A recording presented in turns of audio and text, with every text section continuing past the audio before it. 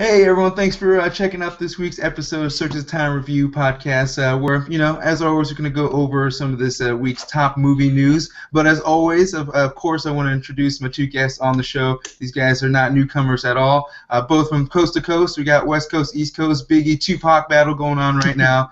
But my first guest coming from his LA pad, where you can find his movie reviews and his movie rants as well. We have Lindsey from My Two Cents of Nonsense. Welcome back. Dude, thank you. Thanks for having me back, man. Like, there's some interesting stuff going on. I want to get into this. Oh yeah, lots of good stuff this week. It started off slow, but it kind of trickled in here at the end here. And our other guy coming in from the other side on the East Coast in the New York City area, where you can find his movie reviews and his rants and some other assortment of videos as well. So we got CP from Will I Like It Reviews. Welcome back, CP. What a colorfully gentle way to say I do stupid shit. No, it's a unique assortment of videos. I can't put it into a playlist name. They're just there. No, nobody can. Hi, Carlos. Thanks for having me. It's weird because Lindsey and I go pretty far back. It's just like we just brought one of our shows on somebody else's channel, basically. Hey, I'm all about merging. All about the merges. Or not scissoring, but merging.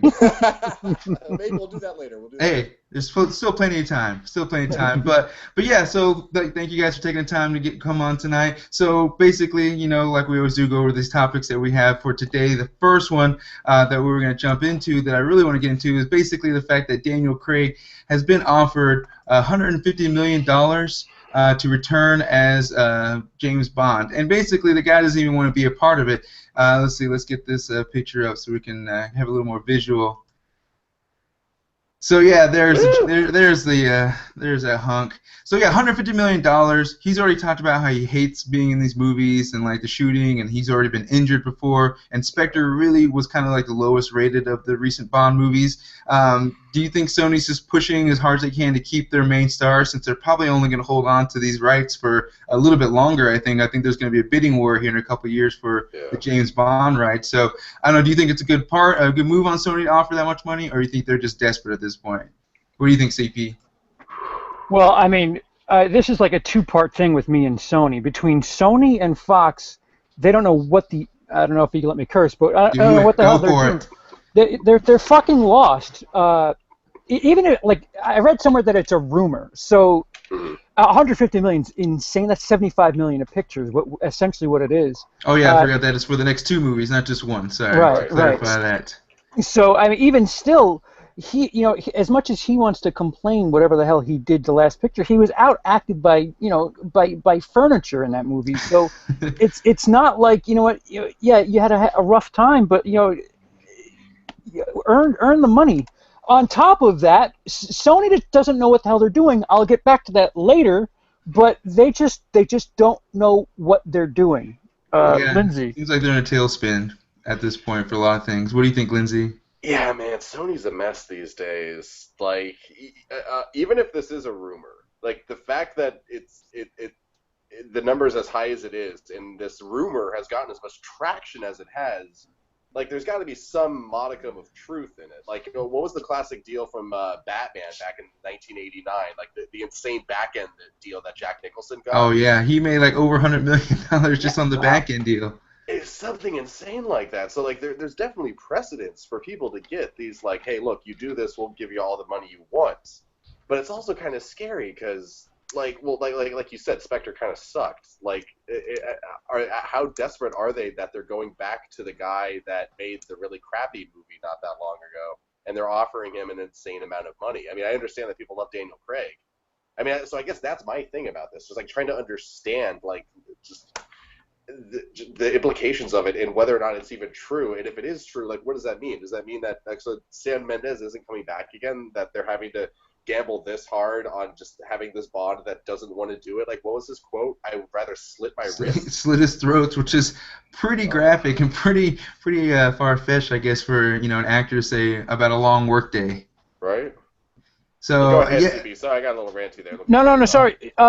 Just to put it in perspective, the two highest-grossing Bond movies are Spectre and Skyfall, and combined they pull in just over 500 million. So you're willing to offer what? Close to a third? Yeah. Yeah, like wow. Just to get an actor in there? That doesn't make any sense. Well, then also it could be like the Bruce Willis effect. Like, you get the actor, but you're gonna get the quality performance out of him. Like, he's getting paid. Right. It's kind of like when an athlete gets his renewed contract. They're sitting pretty. They know they don't need to try anymore for a little bit. They're gonna coast for a little bit, and that's probably what would happen. They would pay an actor who doesn't want to be in the movies, overpay him, and so that means the budget of the movies obviously has to go up, and everything else gets fluctuated, and so the movie has to be good. And like you said, CP, they were like Spectre was the highest, like probably one of the highest grossing, but it was the lowest. It was the least favorite of the fans, I would say at this point. So it's kind of opposite. It's had the Transformers effect, where it made a shit ton of money, but no one really liked it. Skyfall was the highest grossing. Spectre was the second highest, but still, I mean, yeah. Yeah, so it's tough, and also with Sony, like, do they even have that type of money to be throwing around nowadays? No. Like, no. Should they should they, and do they even have that type of money? It's crazy. Well, the PlayStation does okay. Maybe that's bringing them in some dough. Hey, they need to add in the Ultra 4K being able to play the Ultra 4K or whatever, like they said they're doing. That's the downfall at this point. So I was excited for it until I heard that. I was like, well, I'm not a 4K snob, but I would like it to be able to, if I wanted to watch one on there, I'd like to have a feature. So, yeah, so we're moving on from Sony. We had our little rants about Daniel Craig and his upset. Yeah, we'll a grave later, but go ahead. We'll come back. We're all about circling back. But the next thing we'll talk about is the Spider-Man Homecoming had some set photos from Shocker. They got some nice live action stuff. I guess I haven't seen too much from in the comics, but I did do some research obviously and saw that the costume looks pretty similar. Of course, they did a good job giving it the real world effect. What do you guys think? This is going to be third villain in the Homecoming movie. We have the Vulture, the Tinkerer, and now the Shocker. Do you think it's going to be bloated like Spider-Man 3, or do you think they're going to handle it like Avengers? So how they handle multiple villains in one movie? What do you think, Lindsey? I mean, I'm just amazed that they're still putting this many villains in things so many years after Spider-Man 3. Like, especially after Amazing Spider-Man 2 was so over the top and so bloated and had so much going on. You'd think that they'd want to, like, streamline and make it efficient. But at the same time, the costume looks dope. Yeah, I mean, they have Michael Keaton playing the Vulture, and I forget who else, a black actor playing the Tinkerer now. Actually, I don't even know who's playing the Shocker. But yeah, 3 and 1. I mean, I don't know. It's a fine line. What do you think, CP? Again, Sony's making this.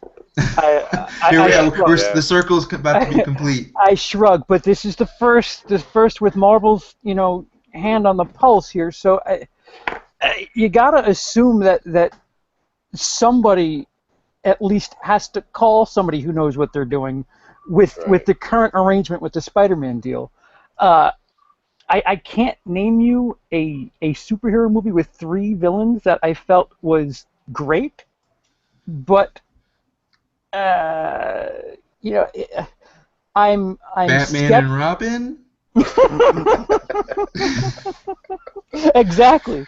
I'm skeptical, but this is the first hint of Marvel, so I don't know. It looks like a really weird guy in a bicycle outfit. I think it's good that like it's not like the Sandman where it's going to be like he can turn the CGI turn it into like something huge. Where this will be like kind of like with Batman and Deathstroke, where it's going to be a villain that he can actually compete with, fight on the same level in some degree. So Spider-Man would also have the same degree.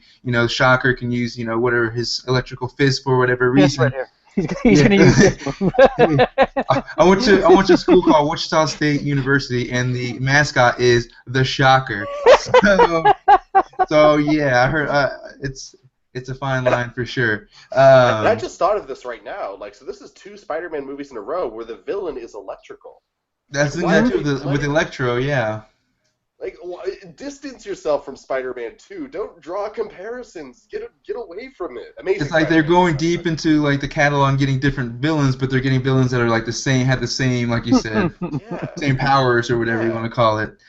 So yeah, I don't know. I mean, I'm excited. I'm excited to see Michael Keaton as the Vulture because I think with the whole even the whole meta aspect of him with Birdman making fun of being in action movies and then being out after now going back to an action movie or superhero. it's kind of To funny, play a bird but character. to be playing a bird character, I don't know how meta you can get at this point. I think he set us all up a couple years ago for this. So they're just gonna make a whole movie about his rise to the Vulture. But yeah, that's pretty much it. I just wanted to see what you guys thought about the Shocker. I don't know too much about it from the comics, just from the pictures that I've seen and some of the backstory you see on Wikipedia. But nothing too exciting other than just a set photo. So we'll see. We got CP, is it coming out 2017? Did you see that on there? It is. I have an exact date actually. July 7th. Okay, so the summer, like you said, the summer is going to be. Lindsey, before you could jump down, we were talking about how this, of course, a lot of people talking about 2016 summer has been pretty shitty, but compared to 15 and 14, so 17 looks like it's going to jump right back on the train. I mean, there's a Christopher Nolan film. That's all you need to know. Yeah, that's true. Oh yeah, Dunkirk. That that trailer. I hope they don't show anything else. I just want that trailer between. Yeah. I don't need anything else. Like. Yep.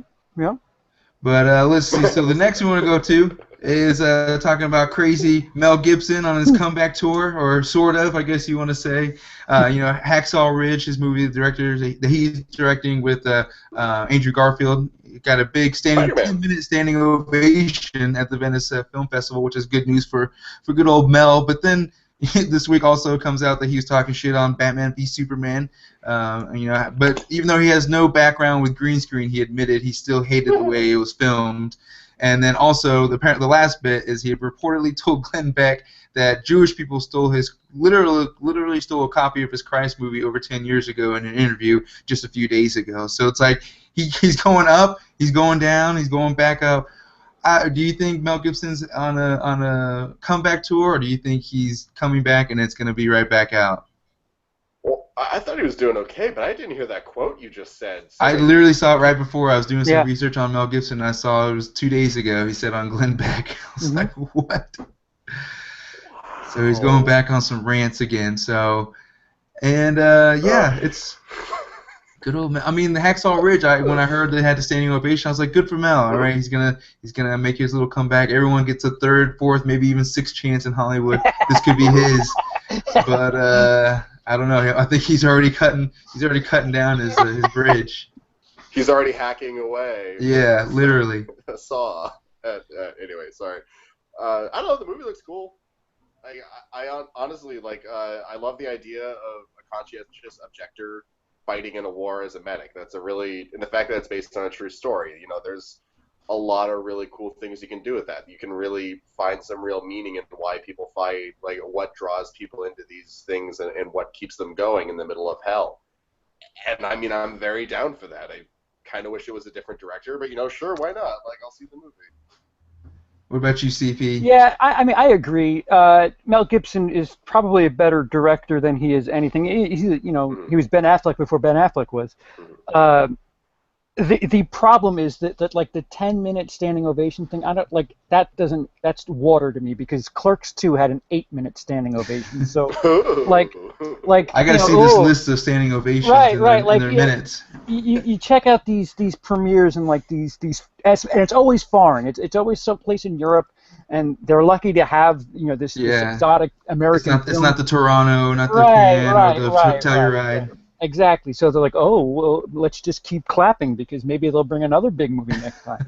So, it's true. Yeah. So Braveheart's no joke. It's probably top. I don't know. It's up there for me. It's top 50. I don't know. I watch a lot of movies. It's a good film. Passion of the Christ is a movie well made. I don't know. Yeah. With the Hacksaw Ridge thing, I tried watching it twice. I could never get through it. Oh yeah, no, it's a VHS double tape. You know, you're not messing around. But Andrew Garfield, I'm kind of, I'm not eager, but excited to see, how he's gonna make a turn, because he's kind of been, from the Amazing Spider-Man, and he kind of blew off Sony basically when they were trying to get him to do some promoting and stuff. Basically, probably he's like, I'm gonna do a movie where he's doing Martin Scorsese one, and he's doing one with Mel Gibson. So he's like, I'm already going to I'm gonna get my credibility elsewhere other than being a superhero. So Are you getting the theme here yet? Yeah. Yeah. To hell with Sony. Yes. Yeah. Rats leaving the ship, just jumping out.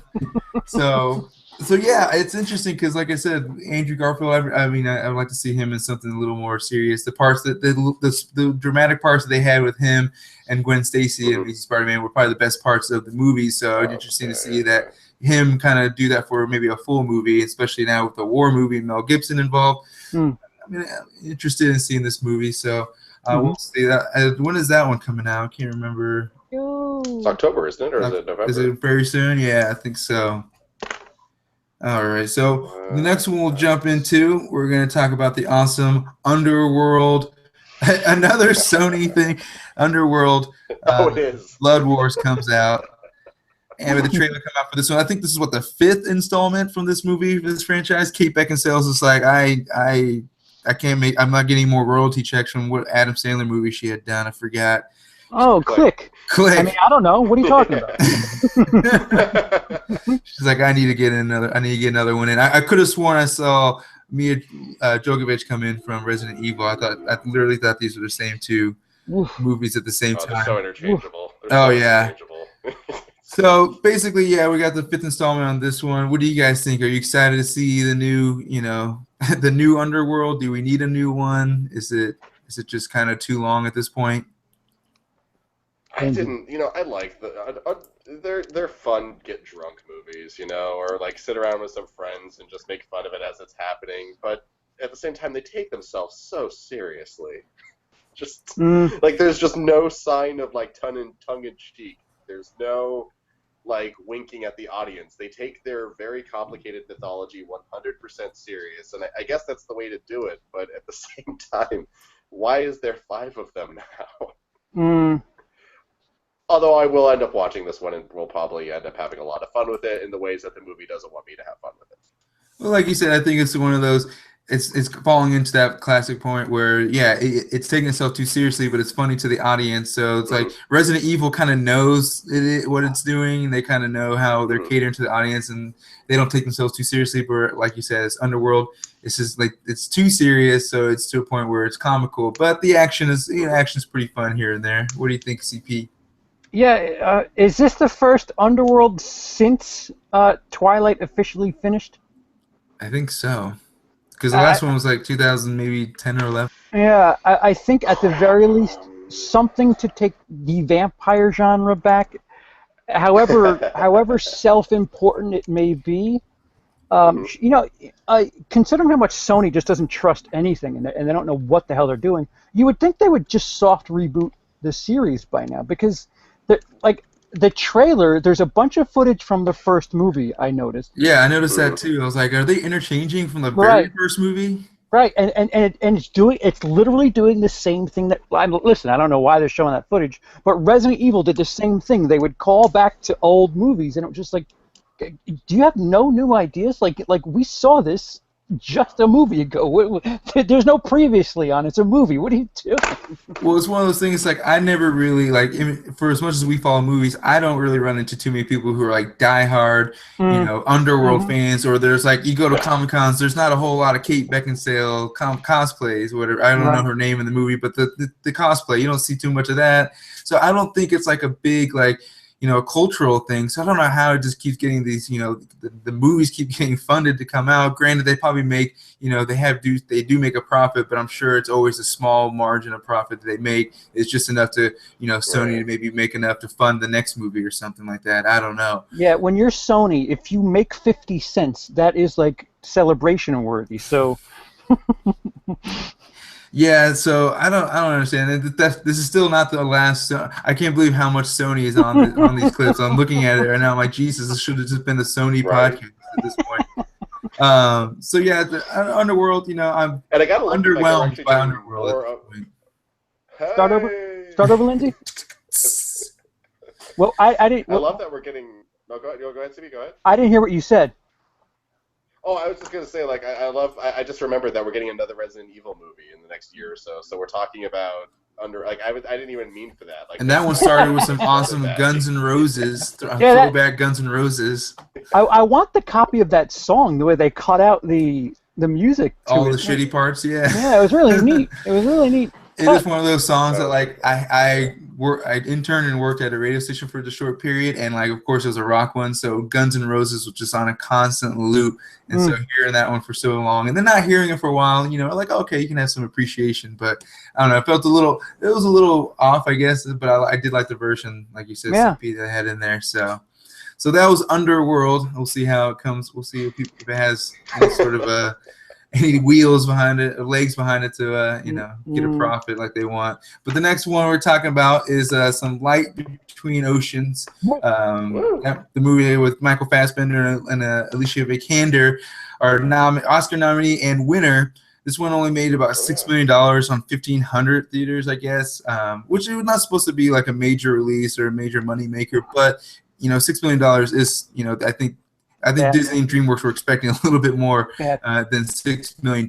So I guess what does it say more to the material, coming from like a bestseller type of movies, like almost kind of looks like one of those, what are those Nicholas Sparks movies, almost like kind of like that people could come off of. Do you think it's the quality of the material, or do you think maybe it shows that maybe Fassbender and Vikander don't have the draw outside of like, X-Men, or maybe when she's attached to another movie?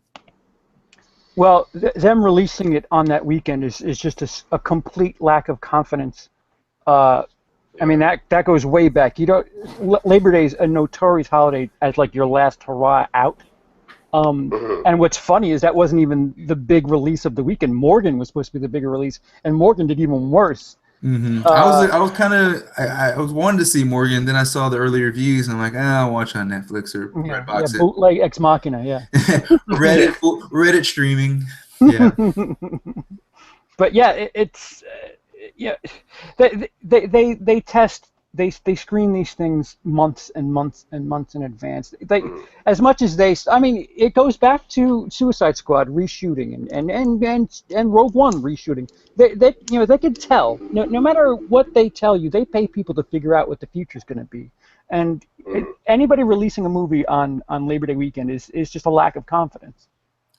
And I forgot that Rachel Weisz too. She's another Oscar winner too.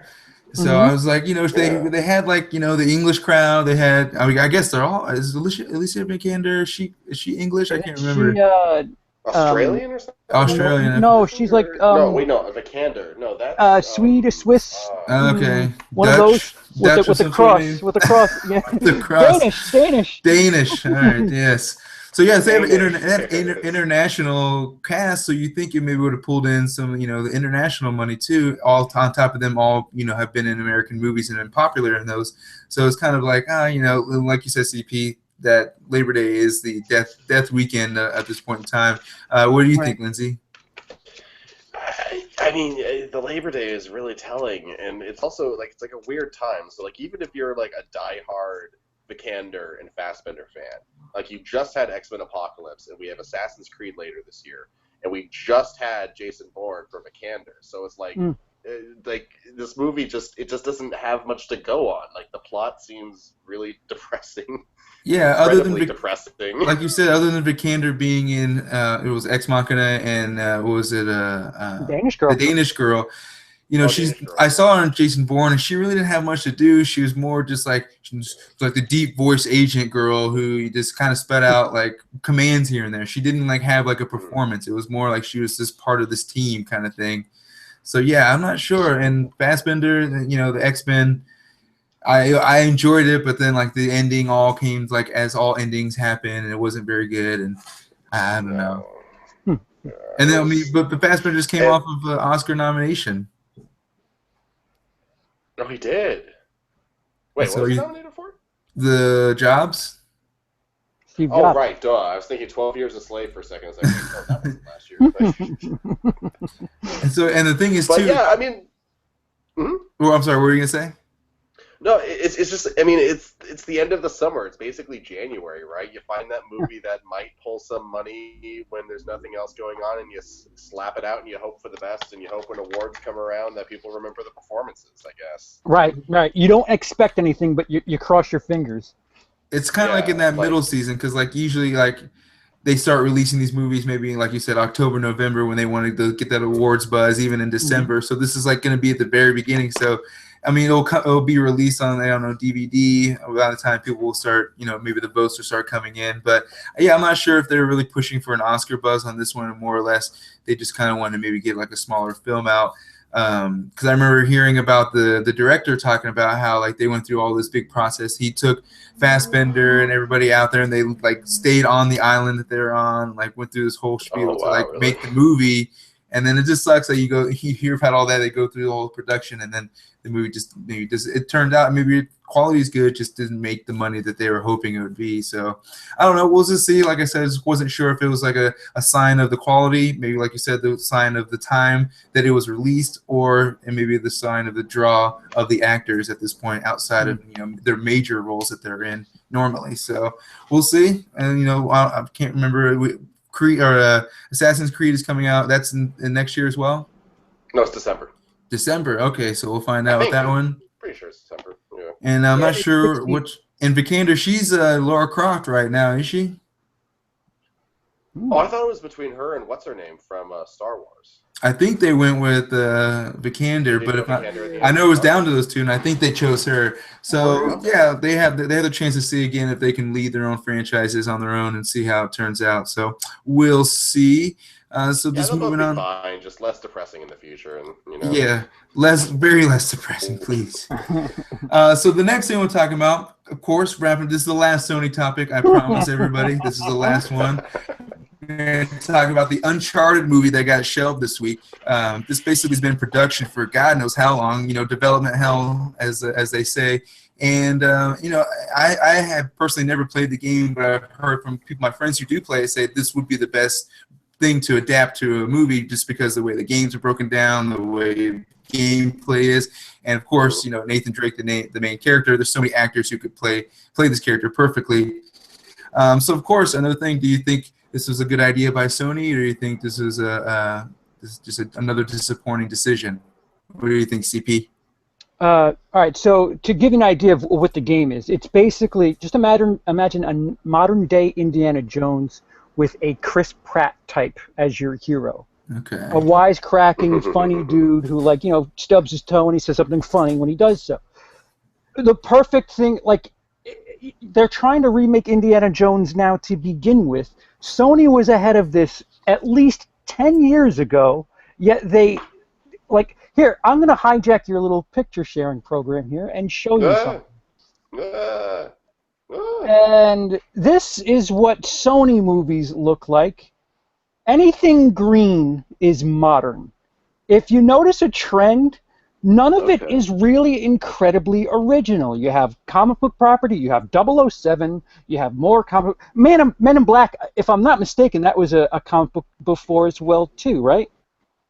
I think so. Yeah, it definitely was. All right, so I think the same thing could be said for Hancock. Da Vinci Code, that's a novel. Terminator, that's a sequel. If you look at all of this, nothing says, hi, we're Sony, this is ours. And another thing is, they don't make money. Look, they have 4 movies that have made $300 million in their history. Is that total run with international too? Very good, Carlos. Very good. That's American. Very good point. Okay. I can go and show you Disney, and that is, they have 4 $300 million movies this summer. It's insane. What these studios do is they gamble, and Sony just doesn't know what the hell they're doing. I don't know. It's a video game that all they have to do is announce they're making it, and people pre-order it and buy it just on name alone. You're going to get that audience alone to go see it. If you can keep making Resident Evil movies, I promise you can keep making Uncharted movies. And again, I think they even had Chris Pratt for a little bit. If Chris Pratt right now he's Harrison Ford 30 years ago. I just want to go to Sony and be like, here, I don't care, pay me $2, but I get to make something off the back end when I do you right. I swear to God, they don't know what the hell they're doing. Yeah, it's tough because, like I said, I've never played the game, but watching this, looking at the screenshots and everything, I was going through the research, I was like, man, this game looks looks awesome. I mean, I've seen like the gameplay from the advertising and stuff like that. Carlos, And friends play. you can watch somebody play the game and still be entertained. Like, Yeah, it looks like it for sure. Yeah, it's a fun game, man. Like they can literally just take what happens in the first game and then port that to a script and release it. Like I don't know what their problem is. They're drunk. They're so drunk. What do you think, Lindsey? Well, there's always those things that like just seem like they should just be a shoo-in, and they get stuck in development hell. Like Gambit, that's coming out next month still, right? It's still, with their director. Still looking for those funds, those $150 million funds. Right, they just need 2 days to shoot it, then a couple days to edit it, and then it'll be out like the 20th. It'll be fine. Like it's no problem at all. I am a gamer. Like I've been on here and talked about games with you before, Carlos, and CP and I talk about games all the time. But like I've never actually played Uncharted. Like a smidge. I played a demo once. And it was very smooth. Like what I played was like there was like a cinematic quality to it, and like the way that and I don't even know what that means. I feel like a douchebag for saying cinematic quality, but no, totally a moviness about it. So it seems like it should just translate. You know, maybe like you said, just take the concept of the first movie, just turn it into a script, and then just start shooting. Right. Or maybe you just take the idea of like a quippy archaeologist who climbs on things and wears his shirt unbuttoned a bunch, and you got yourself a movie. Mm-hmm. I'm not sure where the holdup is. Maybe it's the studio, the game studio, Naughty Dog, but at the same it's time, unproven. And I just showed you, Sony doesn't know what to do with things that don't have a history. So it's like, we have no previous records to go off. Whoa. Somebody's vibrating. Oh, put the toy away. You only got a few minutes. Like I said, I've never played the game, but like seeing all the whatchamacallit, the screenshots and like the gameplay, it's like, okay, well maybe I need to invest myself into PS4, PS3, and get on it, because I've been an Xbox boy for about 10 years now, and I think I had to make the switch here pretty soon, because I've seen a few games that I want to check out on PS4. So we'll see. It's a shame that they shelved it, because, like we said, it's the most cinematic type of game that can be adapted. But of course, Sony just shooting themselves in the foot, which they're very known for at this point in time. So it's just a matter of time before they can't shoot themselves in the foot and somebody else is making these movies. So moving on to the last topic that I have, but we'll go on to other ones that we added on as well. The last one that we're talking about is Jason Momoa joining the Crow remake, joining the list of actors who have joined and left, actors and directors joining and leaving the Crow remake. So basically, it's the cursed remake, I like to call it, because just a little recap for those who don't know: Jason Lee, the son of Bruce Lee, was killed tragically in the first movie from a rogue bullet. So this movie is cursed from then on. But Jason Momoa, he'll be shooting this movie in between Justice League and the Aquaman remakes or solo movie. So I guess, will this help Jason Momoa, or do you think this is going to be, or you think he'll still be attached to this movie by the time? Because they say they're starting in January for shooting, but they've been saying a lot of stuff about this movie that hasn't happened. What do you think, Lindsey? Well, I mean, it wasn't Momoa in that. What was it? Not Hercules. He was in Conan. Yep. That went nowhere. Conan went nowhere for sure. Right? This is just going to be another one of those. Like, I mean, he's not a bad actor. Like, he's fine, but I just don't see, especially such an iconic thing that means so much to so many people, and it's such like, this remake will always be compared to the original simply just because of, things that were outside the realm of people's control, and there's nothing you can do about it. And to me, that seems like a movie you should never try and remake. And the fact that they're doing it with the fifth biggest name on the Justice League movies right now. Exactly. Like, it just, right? It's not encouraging. Like, we know about Jason Momoa because we, have to talk about Justice League and things like that, but like to the general audience, like, they're not really gonna know. And in people with the audience who would go see The Crow, I don't think they're gonna be like, "Oh, Jason Momoa, I'm totally gonna go see this." Like, any actor who looks like they had I can't remember who else was in line for this movie, but Luke Evans, the guy from The Hobbit, and I think who else Oh, they that'd had. been interesting. Yeah, I thought that one when they had him cast, I was like, okay, I can see that because Jason Momoa just be like a big burly guy, like just beat the shit out of everybody, not really being like that kind of like gothic skinnier guy who's more scary because he can wipe people out and not be as big as they are. So I think that Jason Momoa is more for intimidation, but that's really not what The Crow is all about in that aspect. I don't know. It's just kind of like, why Jason Momoa? Yeah. But of course, this is the bottom of their list at this point. Well, another thing was Brandon Lee was kind of he was like, I mean, whether or not he was strong, he looked, I don't want to say gaunt either, but he was thin. He was a small guy. Mm-hmm. Yeah, there was a certain everyman about him. So, like, I think that was part of. I need to own that if I don't. If I recall correctly, there was a certain couple of scenes where the bad guys would make fun of him, like, oh, like, you're gonna take us out, and there's that one scene where if you move, you're dead. He says, I'm dead, man, move. So, like, sure, right off the bat, you're gonna be afraid of Jason Momoa unless he takes some weight off, which I sincerely doubt he's gonna do. You have to put it right back on for the next Justice League. Yeah, he's gonna go right back to Aquaman right after that. Like, I kind of like the idea of a hero that doesn't look like a hero, but also some movies just don't work being remade after a certain amount of time. There's 3 sequels that never made it to theaters? Like, the first movie doesn't really even scream for like this is going to be a franchise. I thought it was more like a one-off. Like, it was at a time in the 90s where these real dark movies were popular. Like, great soundtrack. That's all that movie was. Yeah, and it's just like there's no sun at all in the first movie. So it's like it's so dark and like there's no like commercial aspect to it, franchise aspect to it. It's just more just like a quality film about a character who has a little, not even call them superpowers, she just has spiritual powers or whatever. And I think they're just kind of taking it further than it needs to be in regards to making Jason Momoa like the superhero, The Crow, which is not going to be the case. So that was the last one that I had, but I know we did want to talk about Shailene Woodley or whatever, I can't remember if that's her name, saying that correctly, leaving the Divergent series because the Divergent series has basically done on the movie screen. They're moving to Wait, TV. what? Yeah. Oh yeah, and that's today. They are officially making the last part of the movie into a TV movie. I knew guess. That. Well, that's been a thing for like a month or so now. But like Woodley in an interview today said, I don't really want to do a TV movie. Mm-hmm. Not in a slightly more politically correct way than that, but yeah.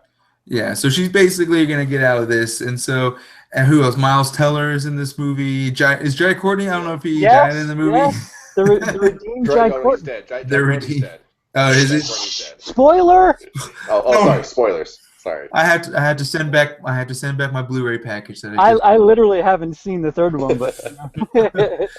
So yeah, when I heard of the movie, they weren't going to make it. It's just like these actors are going to drop out.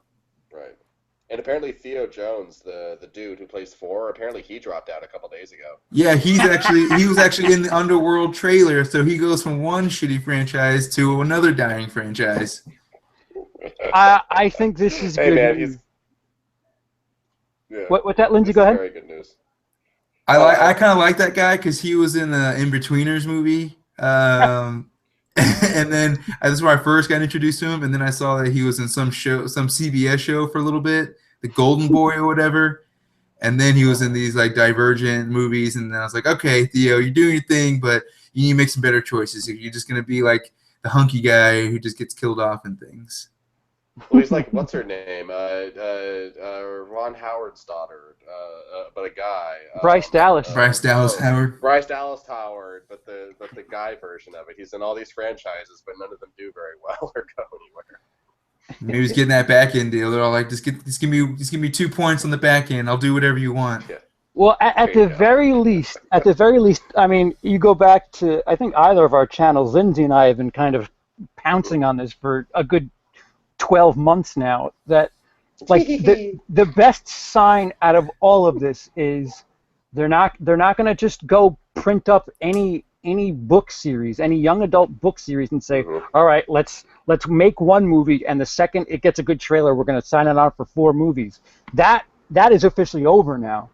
But Ready Player One, that better be okay. Let's make sure that the good stuff, shines through. How many books is that? Is that a couple of books, or is it just one? It's just one. Yeah, it's just one, but still, it's an adapted novel and a young adult novel. Hey, we got Spielberg. We'll see. Yeah, you're right. There's very thin chance that anything happens there. But I mean, it's a better comparison than you think, because because it's a Ready Player One set in a very not happy future. It's not a straight up dystopian, but there's dystopian elements to it, and so there are like YA elements in it. So if anything gets the YA resurgence, it'll be Ready Player One, sadly. But at the same time, I want that movie to be good because that'd be fucking awesome. Right. Well, Ready Player One. When is it supposed to come out? Next year. Next year. So, and who do they have starring in that one? I know they're doing some casting, getting all that stuff taken care of recently. The only person I know of is Mark Rylance is playing. Jesus, Mark Rylance again? This guy comes out of nowhere, and now he's going to be the next 30 Spielberg movies in some aspect, some degree. Granted, yes, he won the Oscar, but Jesus. Hanks and Spielberg had a falling out. I guess, man, it's like Scorsese, DiCaprio, Spielberg, Rylance. You're like, that's not quite the comparison. Ready Player One 17, Lindsey? I think so, yeah, pretty sure. Are you sure? Did it get moved to 18? I don't see it. It should be Christmas 2017. Okay, I'll check. I was looking this summer. It's a Christmas release. I'll take it. I'll take a Ready Player One, some Star Wars. Maybe it's 2018. March 2018. There's this space movie that comes out on December 15th that might kind of scare everything else for a while. It might have some fans. Galaxy Far, Far Away. Well, especially speaking of December, last thing was the movie with Chris Pratt, Passengers, and Jennifer Lawrence. What do you guys think about that one? Lindsey, I haven't seen anything. We've only seen a picture. There's nothing much to say other than the fact that those two are in the same movie, and that's about it. Sorry, you guys totally broke up. Could you say that one more time? Oh yeah. I mean, do you have any anticipation for Passengers at all? I mean, we haven't seen much. I mean, I'm down. I love Pratt. I love J-Law. I love sci-fi. I like things where people stuck in space and there's not much you can do. And I read an article about apparently a somewhat steamy sex scene between Chris Pratt and Jennifer Lawrence. So obviously this movie's going to be playing to all audiences. So yeah, let's do it. Yes. Almost like a computer bot put this movie together. They're like, okay, what's popular right now? Space exploration is popular. Let's grab that. Who's popular on Reddit and Twitter? Jennifer Lawrence and Chris Pratt. And then just like molded it together into one movie, and then we just got Passengers out of that. We're like, all right, whatever, I'll watch it. Who's directing it? I can't remember, but I do remember that it should have been released a lot earlier because I guess the digital company who was putting the special effects together, either weren't paid correctly or something about the finances, so they couldn't render any of the special effects. So the movie was just sitting finished without finished effects for a few months at least, until they finally got like some court orders so they can start finishing things up because they're trying to make that release date. Mm-hmm. That's crazy. Yeah. Oh, it's the director of Imitation Game, by the way. Okay. Morton Tile. Oh, I'm not even gonna try. Sounds spot on. Yeah. Well, yeah. So we'll see how it turns out. Like I said, it sounds like a perfect combination, perfect cocktail of popularity for the Passengers movie. So I'm excited to see that and see what it's all about. Me see that steamy sex scene that'll be just completely, HBO 13. You're gonna see a side boob and like an ass cheek, and that's about it. So I'm looking at the cast. Actually, this is a really good cast. Michael Sheen, Lawrence Fishburne, like Michael Sheen, huh? Yeah, this could be something really cool, actually. Like, where's our trailer, guys? Like, I want to see this. Yeah, it's coming out in 3 months, and we haven't seen a trailer yet. So we'll hopefully get some by at least Thanksgiving. Start getting some stuff. at Work the for latest. Cloverfield. Well, yeah, I did. Like, I was just about to say that, actually. Like, this is a weird year for stuff like that. People are waiting till the last minute to reveal their stuff. Yeah, I'll take it. I mean, it worked. It's a weird year, though. I did like that.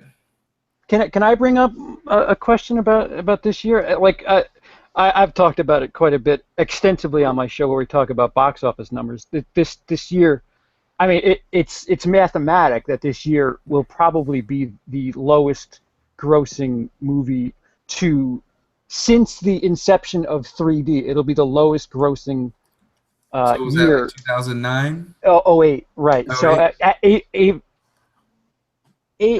Avatar. I kept on to say Aviator. I thought you were shorting out. You're like, more fluid. Avatar in 09 was the first real big surge. Right. I know I've noticed it. Do you guys? Can you remember the last time? Well, first of all, do you agree with me that this summer's been incredibly disappointing? And when was the last time? Yeah. Do you remember a year like this? I mean, I did a whole video on it as well. Like, I apologize, Carl. Oh, no. Just throwing that out there. No, I did. What I pointed out was the fact, we didn't have $1 billion like Jurassic World. There was no like huge, like one blew up and then others followed. It was just like we were just all these movies are trickling in. There were sequels to movies that made necessarily like Independence Day and even Star Trek. Beyond was didn't turn out as great as others. So we had these established franchises that usually bring in the big bucks. They just didn't bring it in this year. I think one of the main things too was a lot of these movies their templates, like their endings are becoming like the same thing. So people are just like, I don't want to go see a big over top movie to see the same ending all the time. So I think people may be starting to catch on to that as well. Good point. Lindsey? Yeah, like I don't know, man. Like I'm looking at like the lineup for this year so far. Like in the top 10, like highest grossing movies from this summer. 1, 2, 3, 4, 5, 6 of them. Well, yeah, there's that. 6 of the highest grossing movies of the summer didn't hit $200,000 domestically. Yeah. Or is that total? Barely even 300. Yeah, 200 or 300. No. Yeah, so and it's all superhero movies. It's all talking animal movies, and we have even more superhero movies and talking animal movies coming out this year. Yep. So after the epicness of 2015's like highest box office numbers ever, 2016's is. Yeah, and 17 looks like it looks like it's just gonna get worse. It looks like 16's a valley because 17's got some promise too. Yeah, 17 looks good. I mean, we had Batman v Superman we're all pumped up for, and it just started out the summer terribly. We're like, we're let down. But we got Deadpool before that, and Civil War. Deadpool. So like you said, it was a big valley, and then now we're just staying in this valley at this point. So yeah, hopefully 2017 will be a lot better because so far so good on the upcoming summer schedule. On top of the other. Oh my God! Actually, look at this real quick here. Sorry, I just noticed this between number 4 and number 5 on this summer's like top box office stuff. Like 100 million. There's a fallout of $150 million. Yeah. Whoa. Suicide Squad with 300 million, and then number 5 is Jason Bourne with 150. Yeah. Yeah, it's a bad year. It's a really bad year. Spare it. And they're gonna blame those millennials. That's what they're gonna do. You have the Harry Potter whatever that's called. Yep, Fantastic Beasts. And then you have Star Wars. Otherwise, I don't see anything huge this year. No. Everything's gonna be middle of the road. Good, but what was that? Hopefully Doctor Strange will be good, but that's I got a funny feeling about that. But yes, you're right. It'll probably do at least 250, but I don't know. I have a feeling if anything's going to be Marvel's real stinker, it's going to be that one, but I could be wrong. Mm-hmm. It's a possibility because, I mean, I like the trailers, but I don't know. The trailers are good. It hasn't turned me on. Not turned me on. It hasn't got me as excited as the other Marvel trailers or movies. So, do Marvel trailers usually turn you on? Sometimes, that Civil War one really got me going. I had to change my pants right after that one. Underoos for real. But that's everything that I had to discuss. I think after that one we can call it a night. Unless you guys had something else you wanted to talk about. Nah. I think Lindsey's got somewhere to be. Yeah, we got Lindsey to get on his big date tonight. So no, we'll that was everything I wanted to go over. So thanks everyone for watching, and thank you guys for taking the time to come on tonight. I appreciate it. So just let everybody know where they can find you on your channels and stuff. CP, where can they find you? You could find me at, well, for movie-related stuff, you could find me at Will I Like It Reviews. And I'm slowly transporting all my nonsense to a personal channel, which is more like vlogs and stand-up and just comedy. And that channel is CP the Idiot. So that's just started recently. So. Oh, well, I gotta hit that subscribe button on CP the Idiot then. I gotta see this. You got any videos coming out this weekend or coming up?